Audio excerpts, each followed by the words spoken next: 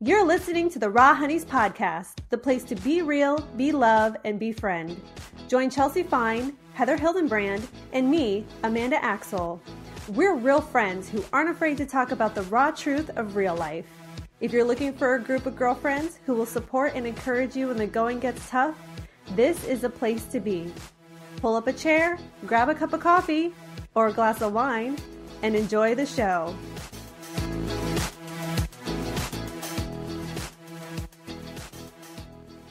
Hey honeys, thank you for tuning in to today's show. This is Amanda Axel and I'm here with Chelsea Fine and Heather Hildenbrand to talk about the most important thread that ties into every episode, the theme that inspired the Raw Honeys in the first place, friendship.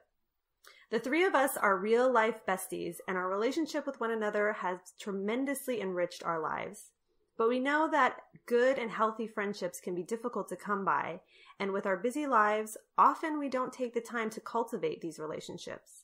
So today, we'll be sharing how we foster friendships and the benefits of taking the time to do so. We're going to kick off this conversation with our own story about how we became best friends. So, Heather, since we are mutually connected to you, why don't you go ahead and start? Oh my gosh, yes. I love that you said it like that you guys are connected through me. That's like so exciting. And we totally are. So, cause I met each of you separately at different times. So I met Chelsea first and I'm trying to think of, I think it was in 2011. We met online in 2011. We met in person 2012, the summer of 2012. Right? Was it 2012? Okay. I couldn't remember. So it was the first year of this book conference that we both went to, and we were brand new authors, and we had never met in person before, but we had chatted online, and so we decided to room together, never having met before, which might sound weird to other people, and to us sounded kind of totally normal and fun. Right. It's not terrifying. It was right, and it wasn't even just us. There was like two other girls in the room with us. None of us had met before, and we were all like, "Yeah, this is gonna be great, total girls' weekend," and like no concerns, which is great because there were none to have. Right, but it did end up being amazing. We all became such good friends, and it was just such a fun weekend. And so yeah, we've known each other since then, and then I met Amanda through my god sister, actually, who I think was at a party with you, right? Were you guys at a party together? Yeah, we were at my husband's coworker's housewarming party. So some really freaking random meeting. Like removed kind of shit, right? Like we were so far removed from each other. And so I think that is like really cool. That's one of the coolest, my favorite things about the story is, how it was just this chance thing that we believe now, I'm sure, that was not chance, it was meant to be.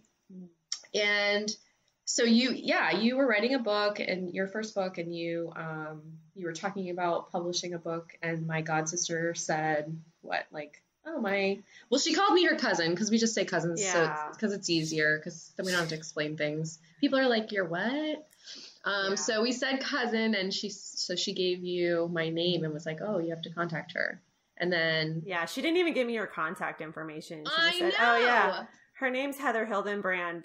But, like, immediately when I got home, I went straight to my computer and I looked you up and I wrote you an email and was like, hey, I met your cousin Jennifer or whatever. And right? And so for a minute, I'm like, who? My cousin who? But then I figured it out. And and then we emailed and we met for dinner. Mm-hmm. And originally it was kind of just this, we were friends. We were friends after that pretty quickly, but it was just this, we really met and talked and hung out about publishing and about writing and stuff. And that was kind of it. And then, oh my gosh, I'm going to give the really short version, because lots of stuff happened kind of quickly all of a sudden for us, because I came over one day thinking I was coming to like a writers group kind of meeting with you. And you were like, hey, I'm going to start a publishing company. Do you want to do this with me? We didn't even know each other. Literally, I'm the kind that just jumps in because I was like, yes, put me down for that. No questions asked. And so we ended up starting a publishing company together. And so we worked together, and we found out we worked together really, really well. But we found that out before we were ever even really good friends, which is, I think probably some business people would tell you, like, yeah, don't work with close friends, you know, but we found out we could do both, which is so exciting. Yep. But, you know, for both of you, I think I was friends, but we weren't super, super close for, you know, the first few years or whatever. And then some things happened in my life, and I know things were happening in both of your lives as well, because it had to come together on both sides for this to really go deep. But it did. It just, like, out of timing and circumstance. And then for me, what was happening was a lot of my old friends were falling away, and some on purpose and some not. And I just realized I just had room in my life, and that I was tired of having, you know, not great friendships, we'll say. And so I got really deliberate when I decided to, like, I like to tell the story in a creepy kind of way. I went after you guys, you know, I decided to pursue you because I decided I wanted deep friendships, healthy friendships, supportive friendships with strong women. And I realized after, you know, I was 30 something by then, you know, this many years on this planet, that doesn't actually happen by accident, at least not for me. And I needed to go looking for it and cultivate it. And it was going to take work, you know, because all of those other friendships that had fallen away, they were by accident or by, you know, convenience or whatever. And they didn't really, nobody was working really hard on them. And so I thought, what if I chose well and I worked hard on those relationships? I had never, ever done that before. I had never given friendships or relationships like this a priority in my life, where I said, I'm going to be deliberate about doing work to grow them. And so I was like, I wonder what would happen if I did do that stuff. And I did. I chose you guys on purpose. We're the chosen and ones. You are. I'm so glad you did. It feels a little like dating when we talk about it this way, but I've learned that friendship is a lot like dating. It is kind of like dating. Yeah. It really is. Right. I mean, you have to get to know them and make sure that you fit with them. And I don't know, a lot of things that have happened with us have felt like it could be a similarity to a dating situation. But I've learned a lot. I'm so grateful. And then as I developed a deeper friendship with each of you individually, it just kind of worked out. I was doing video calls with you guys, and I was like, you know, let's do a video call together. I think that was kind of how it happened, right? And then you're like, you guys both are like, sure. And so we all got on a video call together. So you guys first met on video together, right? Yes. Mm-hmm. Yeah. So, and it was love at first sight. It really was. I was going to say, tell me about that, because I can't really remember the first time we talked. I just know, like, it clicked right then, and we started video talking all the time together. Well, I had fallen in love with Chelsea before I even met her, because, and actually Chelsea had blurbed for one of our books for the publishing company. And so I was a little bit familiar with her, not really at the time. And, but I knew I was going to be on this call with her. And, so I looked her up and I was reading her bio, and it was so cute and clever. And I just love the tone of it. And I just knew I would love her. And then I watched her TED Talk. Oh, that's right. And I still, to this day, it's one of my favorite TED Talks, because actually, and it's obviously not because I know you, because I felt this way before I technically met you. But at the end, I get choked up every single time. And maybe one day we can, you know, because she talks about looking like a girl and dressing like a girl and throwing like a girl. And every time I hear that, I hear look like Amanda, throw like Amanda, you know, like I hear like me. And it just, you know, it just makes me feel like, I don't know, just braver to be myself. Anyway, that's kind of a tangent. So, but she, you know, she made me feel so good just with that, you know, with that talk. And, so immediately when we met, I was like, oh my God, I hope she likes me, because I really like her already. I was like, it was like dating. It was like seeing your picture or something like on a dating app and being like, wow, she's really hot. That's so funny. And then I'm this weirdo matchmaker right in the middle that's like, oh my God, this is so cute to watch. They're both awesome, and now they're being awesome together. It was really cute, though. And I mean, at least for me, I had never heard Heather, I had never heard you talk about somebody the way you spoke about Amanda, ever. And you and I have had we have tons of mutual friends, and especially, you know, within the industry. Most of our mutual friends are, you know, they're writers or they're in the industry, publishing stuff. But every time you would talk about Amanda, it was a little bit different, just a little bit different. Not something I could, like, you know, really define, but like it felt different. And so there was like this anticipation, like in a really good way, kind of like in a roller coaster way. Like I'm waiting in line for a roller coaster. I'm like, oh, I get to meet Amanda today. But okay, if I'm going to be totally honest with you guys, like I had a little pep talk with myself right before that call when I met Amanda, where I was like, okay, Chelsea, you need to behave on this call because this Amanda chick sounds like she's got her shit together and you do not. So you need to fake it because she's legit. Because she's legit. Oh my God. And then I realized, like, I had the whole pep talk, and then I realized, like, 10 minutes into our video call meeting Amanda, I realized that I, you know, chose to host my end of the call sitting in my laundry in my closet. Like, I was gonna ask, wait, you were still doing calls in your closet back then? Like, in between piles of clothes, because that's the only place you could get reception? The Wi-Fi's best in the closet for some reason. Well, right, it is. It's best in the closet. I mean, I could have at least moved the laundry out of the screenshot or something. No, Chelsea, you weren't going to do that. It was not very impressive. It wasn't impressive. But I was just really excited. I was excited because, you know, I knew Heather, and Heather and I are good friends. I loved Heather.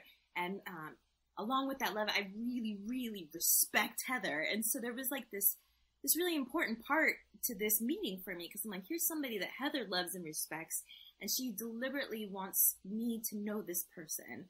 And I think maybe just that in that moment is when I fell in love with Amanda, because someone I was already in love with, my good friend Heather, asked me to accept her good friend Amanda, and it was just a no-brainer for me, because that's what love does. Love trusts, right? And it was totally worth it. Because it's amazing. Aww. That is so sweet. But I will say too, I mean, that is incredibly sweet, and it is friendship that you would do that. But I mean, it also, like, fortunately just so happened that there was this thing between us that just bound us pretty quickly together too, as a tight group between the three of us. So it wasn't just hanging out with a mutual friend because then everybody's included. It's more than that. And it's so fun to watch our group dynamic, actually, because I've never had two best friends while in a healthy friendship. I've never had two best friends at the same time before. And it's an interesting thing to manage, and but it's a really fun thing to watch with all of our different personalities too, because, you know, I have common things with Chelsea, and then I have other common things with Amanda, and they have some common things, but then there are lots of things that we're polar opposites on, and it's just, it's really fun to watch. It's really entertaining. It's very entertaining, yeah. And so we were online friends as in you guys had never met before, you know, because so Amanda and I live in Virginia together, and Chelsea lives in Arizona. So we were just doing video calls every couple weeks for a while, like a long time, like over a year, right? Oh yeah, at least a year. Okay, probably longer than a little bit over a year. Yeah. Okay. And then I don't think so, you guys. Not to be okay, like I feel like if anybody remembers, it's Amanda. So I'm gonna go with whatever she says. I think it was November 2015 when I first met. Specifically, listen.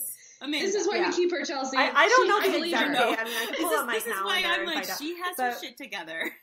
Yeah.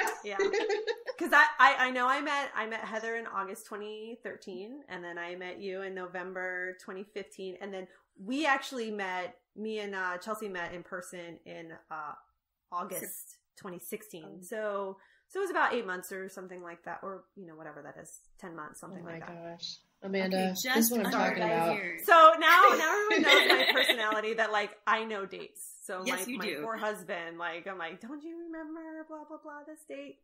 And Oh I'll my remember gosh. your birthday, you guys.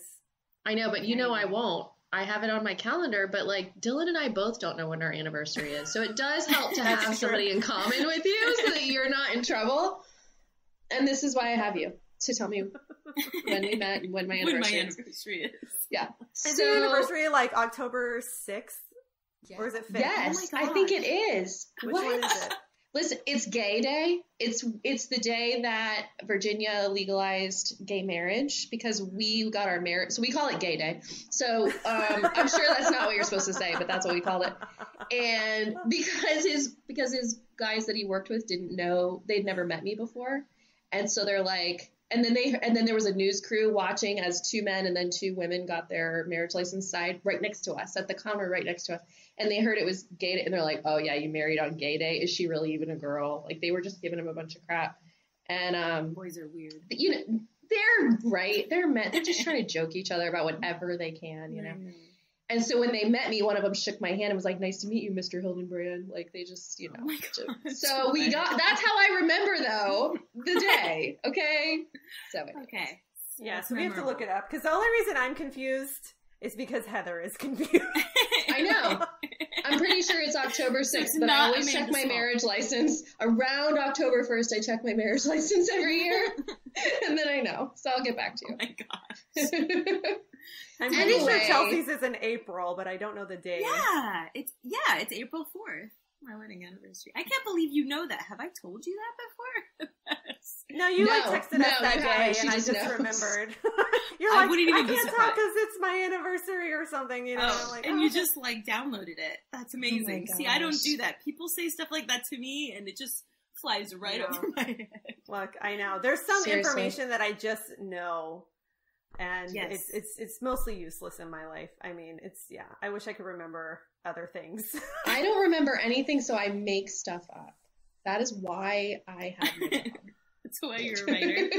Yes. Okay. And you know what? Sense. There might be something to that. Like my sister and I both have really poor memories, and we're both creative writers. So maybe that's just what people do. I don't need to remember how it works. I make up how it works, and then everybody follows me. I'm in charge. Yeah. Yeah. It's scary. Exactly. Oh my Okay. gosh. Anyway, that was a tangent. So we were online friends as a group for a little while. Amanda, you can rewind your episode and hear what Amanda said about when that was. And so then we planned a girls' weekend at my house. I was living in Florida, and we did a girls' weekend, and you guys met together for the first time. And if you think I'm creepy now about how excited I am that they're friends, I was super creepy at the airport. I just was like watching them and crying a little and jumping up and down, and because it was so exciting to see people you love loving each other, and you know, it just was really cool. And you did. I mean, just like online, you guys hit it off right away. We had an amazing weekend. We've done some other trips since then, and we talk all the time online. So, I mean, you guys are like the deepest friendships that I've ever had, for sure. And I think it's safe to say vice versa. Mm-hmm. So yeah, I know I've learned a ton, and I'm curious what it was like for you guys. If it was like jump in both feet, just like it was for me. Was it deliberate? Was it like, oh, we're just going with it, see what happens? Well, for me, I think, if I'm being really honest, I think it felt really natural for me. But I think that's maybe sort of how I approach things in life in general. Like, I think I kind of attack things. That's just like what I just jump, like belly flop onto things in life. That is kind of how you greeted Amanda at the airport, though. It is. So oh my that gosh. makes sense. It really is. We should post that video, like in the group. We have it on video. Yeah. We can post it if you want to. I don't mind. We should. It was so cute. It was cute. Yeah. I mean, right? Was it cute? Maybe we should watch it. It was cute. No, it was cute. It was high it was energy, cute. Chelsea. You're high energy. I love it. I'm high energy. I think for me, the way that I kind of go after life just in general is that if my heart like in the first second that it sees something or is responding to something, if my heart is like totally open and wants it, I just trust that feeling and go for it.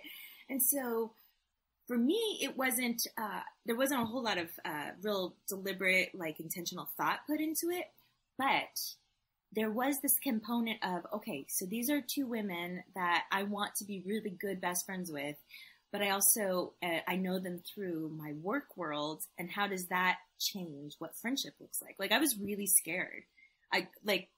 Scared is the right word. I was afraid of becoming really close friends with women who were tied to my career. And does that sound silly? Like, I don't know exactly what I was scared of. I didn't know you thought that, so I'm surprised. Yeah, I didn't know that either. But it makes total sense, and I think a lot of women probably think about that kind of thing. Right? And I'm not really sure why, though. Like, I'm not really sure what my fear was. Maybe, I do know what it was. Maybe because, as authors, specifically, we put our persona out there on the internet and we craft it, right? It's like, at least for me, when I was first starting out, you carefully craft this persona because it's your business, and you take care of it. And when you want to be good friends, like real, true, deep friendship with people, you have to give them the real you, and you have to give them the real you, like, all the time. And I think I was a little bit scared that you guys would be disappointed by the real me, because the real me is a lot more real than the online persona that I had been hosting up until that point in my career. And oh my gosh, yeah, like my heart's pounding right now just talking about it. I was scared that I would disappoint you guys, that it would be, I don't know. No way. No disappointment so far, so. I did belly flop on you at the airport. I mean, I don't know. I know. We did. We totally crashed into each other. It. Yeah. Oh my goodness. Yeah. Favorite. Chelsea's pretty strong. But I don't know. What about you, Amanda? How was it for you? I mean, for me, friends in general, I pretty much follow the same rule, which is that you just throw things at the wall and see what sticks, I mean, there's some people I meet and right off the bat, I know I'm going to be great friends with them, and then we end up being great friends. And sometimes I think we're going to be great friends, and then it just fizzles out and nothing ever happens, and that's fine too.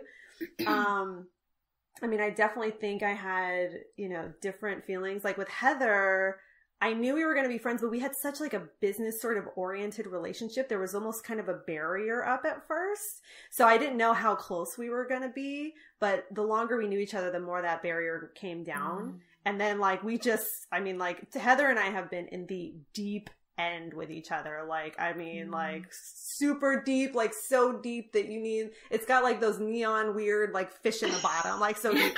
So I love it. And this sounds cool. I can hang out here. Yeah. And then with Chelsea, I just knew she just seemed so cool. I just wanted to hang out with her, and I didn't know what it would end up being, but I had a feeling she would be in my life, or I hoped she would be in my life anyway. So I think what's interesting, I think, about us is, when we did finally have an actual in-person meeting, I feel like we sort of made a decision. We didn't discuss this decision, but we sort of just made a decision like, okay, we're a thing now. So this is what we're doing, and we just kind of went with it. And I actually think that's true. I think sometimes, like with what Heather's saying, you can just be friends on purpose, and you can just decide, okay, like we're really good friends. And, there's other people that Heather has introduced me to that we kind of did the same thing. We're like, okay, let's just dive deep. Now we're going to be great friends, and we just did it, Yeah.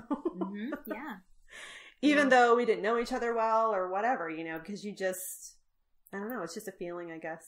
It's intention. It comes down to it is definitely intention, because for me, coming from the friendships and the relationships that I had come from, I developed this like barrier that I would put up, which is probably a lot of why I was friends with both of you, but not deeply friends for a while before we were, because for me, it does have to be an intention. It does have to be deliberate, the choice to let somebody in.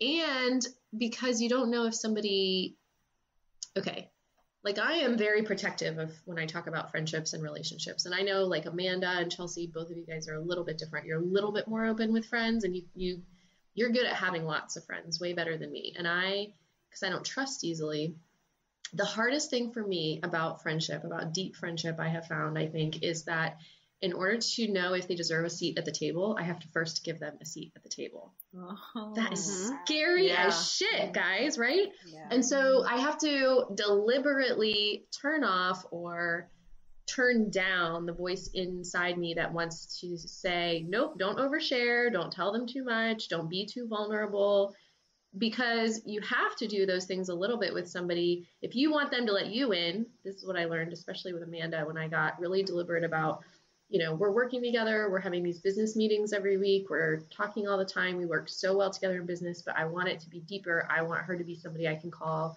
as a friend when I need one.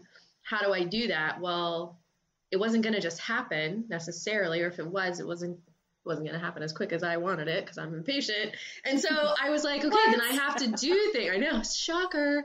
I have to start doing things that will open it up a little, and like progress us a little bit more in that direction. And so I can't expect the other person to do it if I'm not willing to. And it is hard for me. It is a very deliberate thing. I sit down and will think about and choose. I'll pick through things in my life and go, what am I okay with starting to share and what am I not okay with sharing yet? Because, and I've seen this in our Facebook group this week about people saying how, oh no, I'm an oversharer, so I don't want to say anything. People tell me I overshare. And I think I want to be like, that's silly. No, we want to hear about you. But I get that because in the back of my mind, there's always that voice too. That's like, do you really want to share this with them? And so one of the ways I feel like I've gotten over it is one-on-one with you guys, where in order to go deeper, I have to put a little bit more of myself out there, and then a little bit more, and then a little bit more.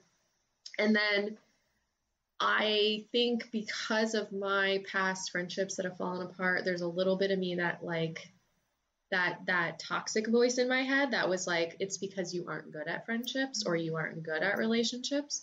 And so I will tell you that in recent years, especially since getting closer with you guys and being built back up about that, that is one of the reasons I wanted to do this podcast and I wanted to start this community, because I'm kind of flipping the bird at that voice. Yeah, you are. And I'm like, you know what? Fuck it. I'm just going to put it all out there.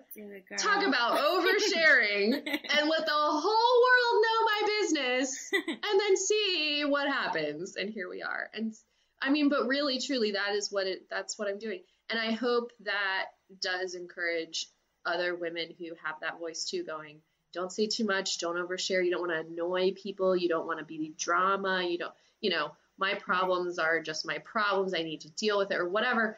Like we all, that might be a little bit true. They're still just your problems, they are your problems and not someone else's, but there's so much to be gained from the support of having somebody standing beside you and helping you hold them up. Yes.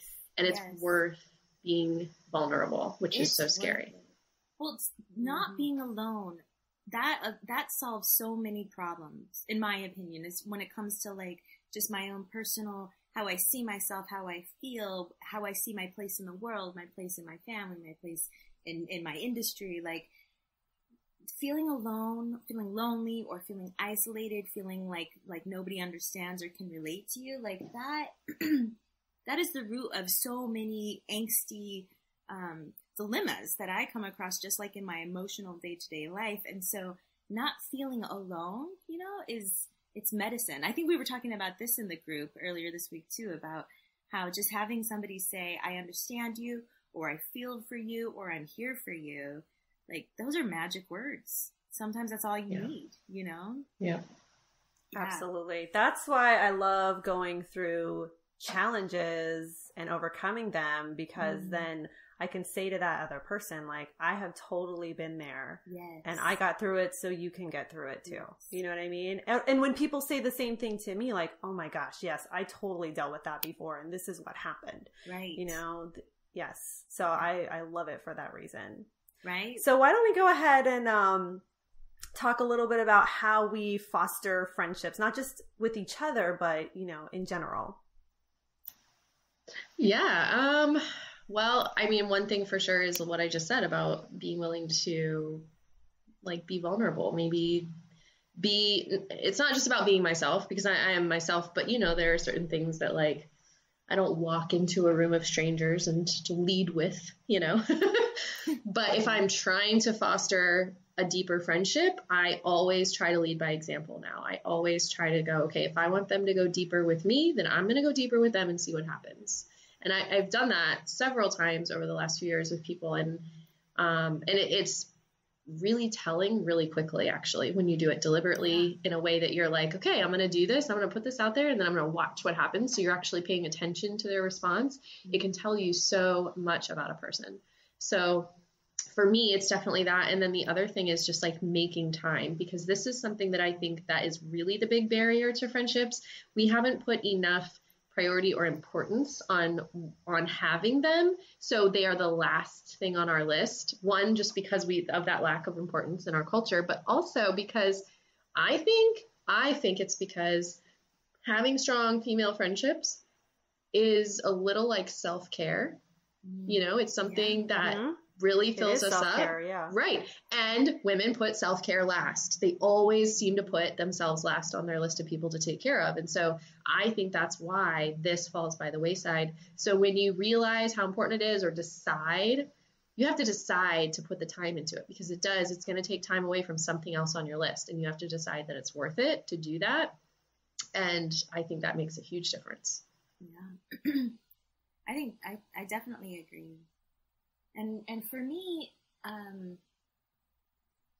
as far as like being a good friend and fostering like a healthy, happy, good, deep relationship, I think that I find the two of the bigger things for me is learning how to trust, or just being brave enough to trust another person with real parts of my life, with the honest parts of my life that maybe aren't so flattering or aren't so normal.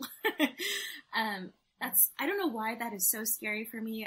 I don't mind being different. There's a part of me that like, I kind of want to own being different, but when it comes to like wanting to be a close friend with someone, I do get scared that they're not going to accept me if they know thus and thus and thus about me or something, and so that's something that I'm constantly working on in myself, is learning how to trust in a really sincere way. Like, here's information about me. I'm just going to put it right between your teeth and I won't be scared, like I trust you.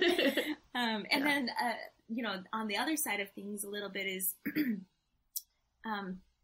making myself someone who is very trustworthy. And I don't just mean with keeping secrets and stuff. I think that's a no-brainer, obviously, when it comes to trust like that, for sure. But I mean just like being a patient listener, just being a patient person for everything. But really when it comes to listening, we've talked about this and we will probably continue to talk about this on and on our show, but how important listening is. And it is something that I need to be practicing every single day. Probably all of us could benefit from practicing our listening skills, but because that is a huge part of being a good friend. And probably a big difference between being a good friend and just a so-so friend is how actively you are listening and absorbing and sharing the burden of whatever your fellow friend is going through or speaking about at that time. And so yeah, those are two really big things. And then something that my husband actually brought up recently to my attention that I'm really grateful for is kind of focusing on like what it is I'm learning from different people in my life, and what it is I can potentially continue to learn, and paying attention to what I'm bringing to the relationship as well, because once you learn how to trust someone and listen and be patient and stuff, then it's about growth. And that's a whole next step and next level of deep friendship. But all of these things are things that I'm constantly having to practice every day and relearn and maybe tweak, because it's an evolving thing, friendship, or ideally it's an evolving thing. Mm-hmm. So yeah, for me, it's going to be those things, but specifically or primarily trust, learning to trust and be trusted. Yeah. What about you, Amanda? So for me, it's actually interesting because this was another discussion in our group where, someone had a lot of loss in their early life or throughout their life, and it kind of made them push people away. And what was so interesting about reading that was I had a lot of loss in my early life as well. And I was also a military brat, so I moved a lot. And so I didn't have the same circle of friends. I was consistently moving coasts, you know? And I think for some people that would make it difficult, and you would have a lot of pain with that, and you would want to push people away to protect yourself. And for whatever reason, for me, it made me realize how precious each person is in my life. And so ever since then, you know, I always fight like hell to keep a friendship. And that means sometimes I make more calls to them than they do to me, you know, and I make more efforts and all of these things. Like I'm so, one of my priorities is to keep that heartbeat of the friendship, you know, going, because you just never know. And every season in your life is different, you know, like my maid of honor, you know, like my best friend since high school, you know, we go through periods where we're like super, super tight. And then we go through other periods where like, we don't talk that much, you know, and then we go back to being super tight, and then vice versa. And like, that's been our 17-year friendship, you know, and it's fine because we love each other, and no matter what, we're there for each other. And, I think, you know, also for me, and you know, I'm going to bring this up, you guys, is, I learned a lot about the City. Yep. Here we go. Right. Yes, girl. So I love the show Sex and the City. I started watching it when I was 13, and it taught me a lot about sex, but it taught me so much about friendship, and watching these women who I admired, you know, on this show, and how loyal they were to each other. Yeah. So it was really by watching them that I learned about loyalty and acceptance, you know, because that's the biggest thing. Like, you know, I think a lot of times exactly like what Chelsea was saying, we're afraid to share our real self, our flaws, our mistakes with other people because we're so afraid that they are going to, you know, to reject us. For that reason. Like, all the good that we are doesn't matter because of this one thing that we did or are or have or whatever it is, you know? And I think if you want friends like that, you know, sort of to Heather's point, that if you want something, you need to be something. So if you want friends who are going to love you and accept you no matter what, then you better damn love and accept them no matter what. Yes. Otherwise, you will never have that in your life. For sure. Yeah. So and that's the other thing too, is, you know, the kind of people we attract, you know, I always attract a certain type of person. Why? Because I am that certain type of person. Do you know what I mean? Right. Well, that's actually something I think that's so important that we say right now is you do attract what you are a little bit or a lot. And I don't just mean like, you feel like sports, you're going to attract somebody that likes sports. But if you are surrounded by people who you are convinced are toxic friends, I am going to say this with love and from somebody who came from that, you need to look at the kind of friend you are being. Because I went into toxic friendships thinking that I would make them better. And a lot of people who go into friendships like that and knowing that that's the kind of friendship it is, they do tell themselves that. And that is not what happens. You know, it is not what happens. And so if you're surrounded by nothing but that, I think and, you know, yes, that's them and they should be responsible for that, but you're responsible for you. So what did you bring into that? And like, for me, when I realized that, and it got to a point where it was too painful to stay there anymore. And I finally got the courage to like break up with them, which I think we're going to do an episode. Are we going to do it? I think we're going to do an episode about breaking up with people, right? That's a whole other episode. Yeah. Okay. So that's, you know, that's that. But I did do that because I had to come to realize that I had to change too. You know, I had to bring something new to a friendship. And if I hadn't, I would not have the kind of friendship I have with you two. So there's that level of what, you know, if you want to have something, be something for sure. Definitely. Yes. And be teachable too, I would say, right? Because oh my gosh, yes. Friend, I know that a lot of my friendship skills have come from two very good friends that I had in my 20s. And I didn't realize it at the time, like how much they were teaching me and shaping me and helping me learn and grow. But I'm so grateful for it. And I'm so grateful that I allowed myself to be teachable enough to, you know, to take on some of those great lessons they gave me. So yeah, don't be afraid to be teachable. You know, it's what it's about, right? We take care of each other. We love each other. Yes. We grow together, teach each other. Yeah. Yeah. So, I think something that has sort of sparked within our group is that, we're all adults. Okay. When you're in school, it's sort of easy to meet your peers, right? Because you're surrounded by them constantly. But as an adult, maybe not so much, depending on your situation. Maybe you work at home, or maybe you work in an environment where these are not your people necessarily, and you're not involved in anything else. The only other people is your mom, your husband, and your kids. You know what I mean? So, right? Yeah, a lot. Yeah, that is the situation for many people. Yeah. So, I think maybe we can talk, because we all kind of have this experience. How are we able to meet these other people or put ourselves out there so that we can attract these sort of good friends that we so desperately want? That's a good question. That is a great question.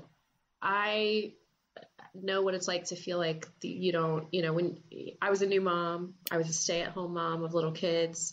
The only grown-up interaction you have is if you have a spouse come home at the end of the day, and it is hard to maintain friendships because it does take work, and you don't really have anything left to give after you take care of your kids, or maybe you have a demanding job and it's the same way. And I know what that feels like. And I can tell you that the only real way to break out of that or to develop something else that will help keep you supported and filled up is to decide that it's worth the sacrifice of the time that it will take, because it does take time to foster something like that. And I don't know, when you're exhausted, if you're like me, when you're that exhausted, you're just like, I don't have that time. I don't have it in me. And sometimes you don't. And I do think that for seasons of our lives, that's just how it is, Like, I don't think that I could have learned any quicker or gotten to a better place any faster or differently than I'm at now, where I can and am willing to put time into developing friendships. I don't beat myself up for the fact that I didn't really have any close friendships when my kids were little, or that when I did have them, they were what I consider kind of toxic, because they were born of convenience rather than choosing based on character. I don't beat myself up over that. First of all, it's a lesson that I learned. Like Chelsea was saying, what is it teaching us? It taught me how to be a better friend. It taught me how to be more choosy in who I pick as a friend. So it is hard, but if you can make the decision, like one of the girls I know from our Facebook group was just saying she has a little, I think he's a toddler now. She has a son and she works full time. And so a lot of times it is just, she's only kind of spending her time with her family. She doesn't have a lot of time for friends, but she said she just joined a kickboxing class. Nice. And she's doing it for both reasons, for exercise and for making new friends. And I thought, that's brilliant time management. Two things, two birds, one stone, efficient. Yeah. So efficient. Why didn't I ever do that?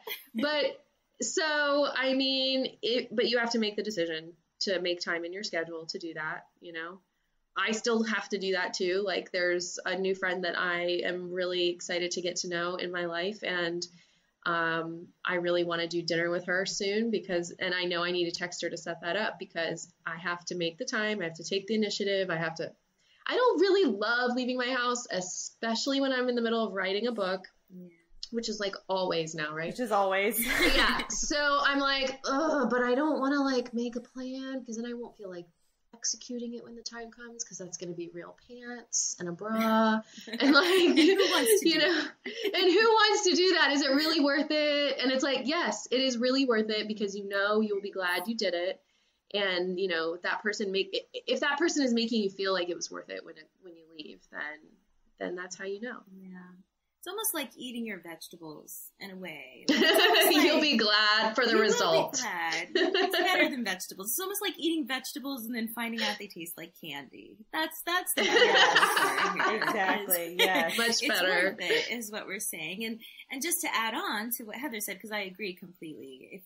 If what you're looking for is friendships, and friendships that you can intentionally invest in, yeah, don't be afraid to make some moves and put yourself out there. Maybe take a kickboxing class, But just to add on top of that, if you find yourself in a season where you are not so comfortable being the initiator of friendship right now, just for whatever reason, maybe you're not super outgoing, or maybe life just has you beaten down, I would just recommend or suggest or throw out there that for me, when I've been in seasons like that, sometimes just making eye contact with another woman or person and smiling is enough to let that person know that I'm open to making a new friend.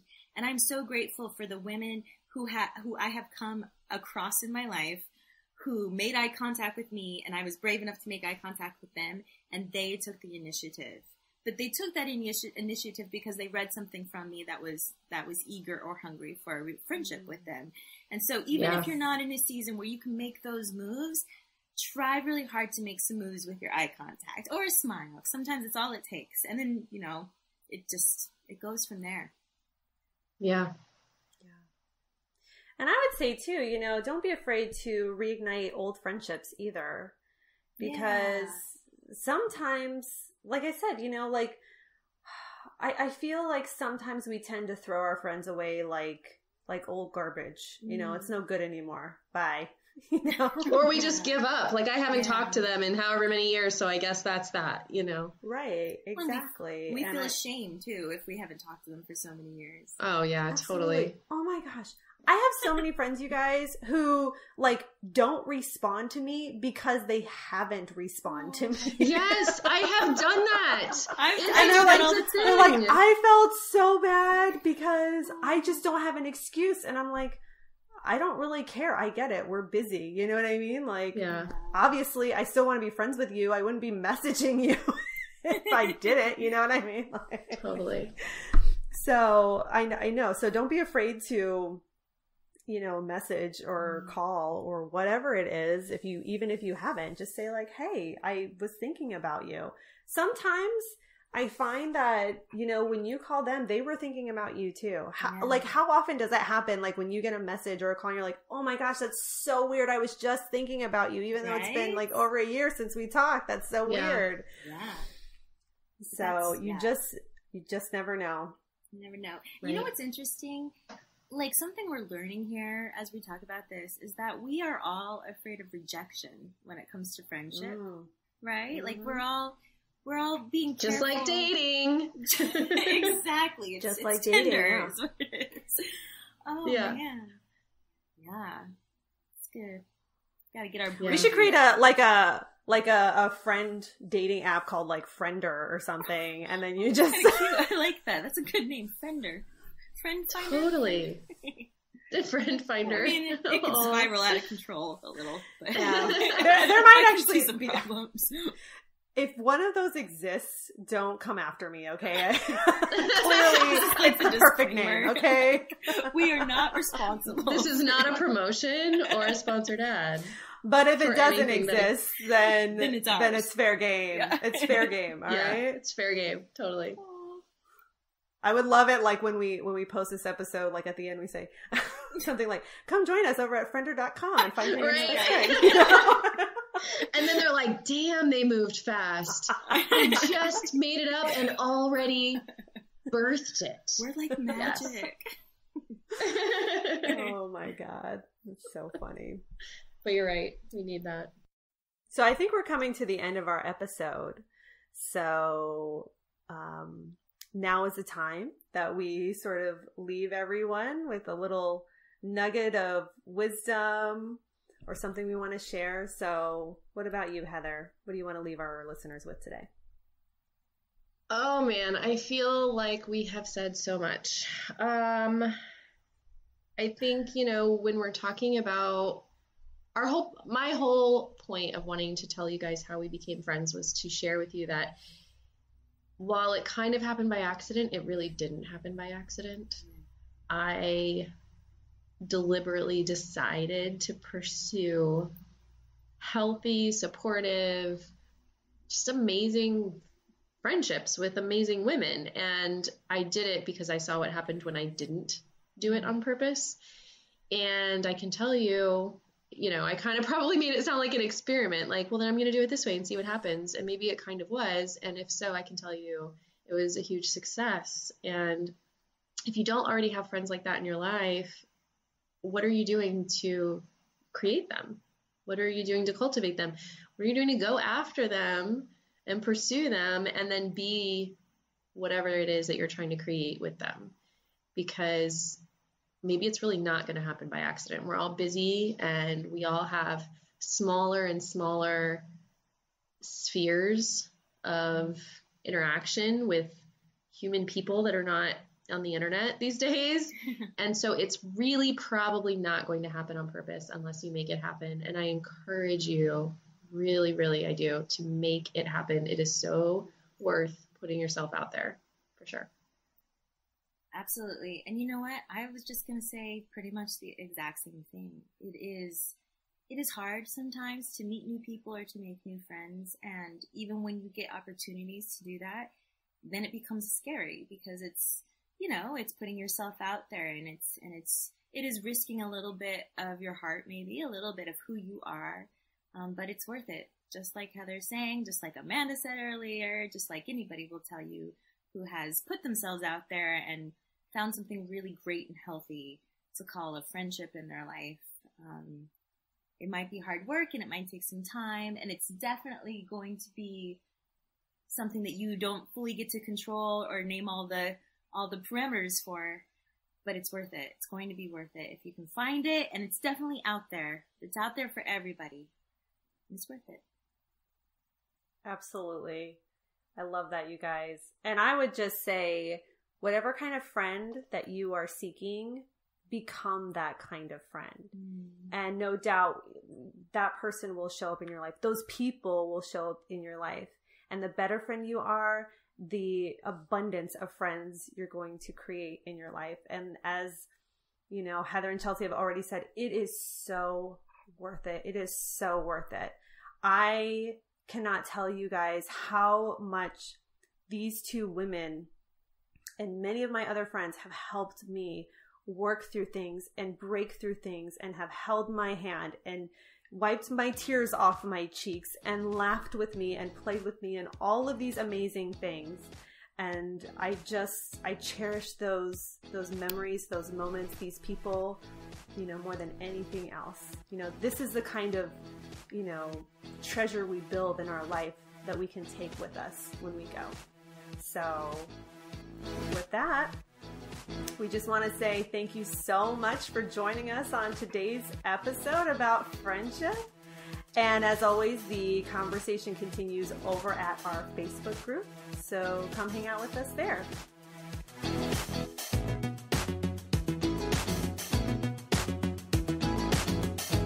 We hope you enjoyed today's episode of the Raw Honeys podcast. If so, please share it with a friend or post a review. Heather, Chelsea, and I would love to connect with you. Check us out on Instagram at The Raw Honeys, or join our community of honeys on Facebook. Thanks for listening. We wish you nothing but big love.